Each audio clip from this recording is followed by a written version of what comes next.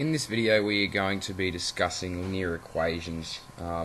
Unlike example 1, 2 and 3 regarding linear equations, we're not given a table of values nor are we given a graph. In example 4 we're only given an equation, and what the question or what we're expected to do is to create a graph illustrating the relationship between x and y. So the first thing in which we need to do is create a table of values. We can do that if we have this. The equation allows us to create a table of values, and it also allows us to create a graph. This is really important, so if we have it we can do a lot with it.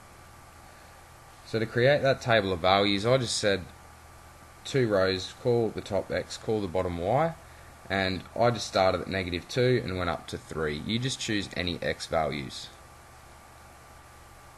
What we then need to do to find out the corresponding y values is substitute each of these x values up here into the equation to obtain its corresponding y value.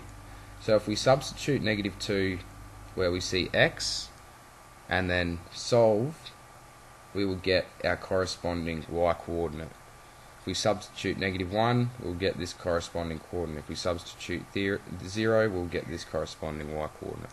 Y coordinate. So what we need to do is go ahead and start doing that, which can be a bit of a pain. I'm only going to do it for 2 of them, and then I'm just going to show you the quick way to finish the table once you've got 2. So substituting for x equals 2, that's what I've done here. I made the substitution, and I'm just going through to solve, in the process of solving. Okay, and if I put that all into a calculator just to make it a bit quicker, it should give me -4, but there's the process for solving. There's my first x value done. I'm then moving to the next one, which is the -1 here. Okay, so I'm now substituting this one into the x value and then working through just as I did before to get my corresponding y value of -3.5.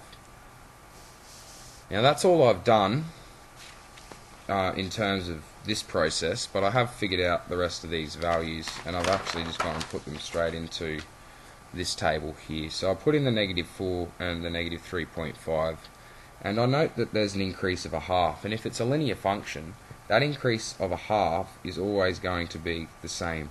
So I've simply just added a half to the -3.5 to get the -3, added a half to get the -2.5, added a half to get -2, added a half and the -1.5. Now that's also a really quick way, and a little trick, as to determining your m value or your slope. If you can see the increase, and note this increase in the y, this plus a half every single time, then that's my m value, and that's my slope. My slope is therefore a half. And I don't have to calculate that because you can see it in the equation, okay? So that's just an interesting thing to note, that this half, the m value or the gradient, refers to the increase in the y in the table of values.